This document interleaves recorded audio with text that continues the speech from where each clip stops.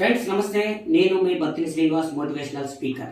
మీకు ఒక మంచి విషయాన్ని చెప్తాను. నేను వెంకట్ అనే ఒక లాటరీ షాప్లో ఒక ఒరిస్సా నుంచి వచ్చిన ఒకూర్ అనే వ్యక్తి 100 రూపాయలు పెట్టి ఒక లాటరీ టికెట్ కొన్నాడు. కొన్న తర్వాత అతనికి 3 రోజుల తర్వాత లాటరీ తీస్తే దాంట్లో 5 లక్షల రూపాయల లాటరీ వచ్చింది. అది బాంబే లాటరీ కంపెనీ. ఇతను ఈ లాటరీ టికెట్ పట్టుకొని వెంకట్ దగ్గరికి వచ్చి, వెంకట్ గారు నా 5 లక్షలు నాకు ఇవ్వండి అని అడుగుతాడు. వెంకట్ గారు ఏం చెప్తారంటే, ఈ టికెట్ ఓకే, నీకు లాటరీ వెళ్ళింది నిజమే, కానీ ఈ నీకు రావాలంటే 4 రోజులు పడుతుంది, బొంబాయి నుంచి రావాలి అంటాడు. లేదు లేదు నాకు ఇప్పుడే కావాలని అతను గొడవ చేస్తాడు. లేదు లేదు నాకు ఈ సగం ఇచ్చినా పర్వాలేదు కానీ ఇప్పుడే ఇవ్వాలి అని అతను గొడవ చేస్తాడు. సగం అయితే 15 రోజుల టైమే నాకు ఇస్తా అంటాడు. లేదు లేదు నాకు ఇప్పుడే కావాలి, అవసరమైతే 2 లక్షలు ఇచ్చినా చాలు, 1 లక్ష ఇచ్చినా చాలు అని గొడవ చేస్తాడు. 1 లక్ష ఇమ్మన్నా ఇస్తా, 3 రోజులు ఆగు అని అంటాడు అతను.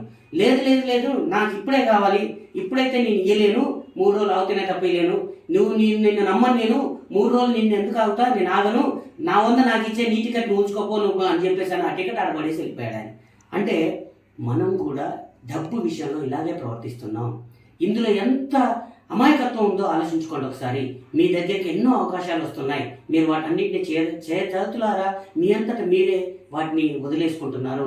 రండి, మార్కెటింగ్ రంగంలో అత్యంత అద్భుతమైన లక్షల కోట్ల రూపాయలు కూడా ఉచితంగా, అంటే 100 రూపాయలు పెట్టుబడి పెట్టకుండా సంపాదించే అవకాశం ఉంది. ఎందుకు వృధా చేసుకుంటున్నారు మంచి అవకాశాన్ని? రండి. Thank you very much.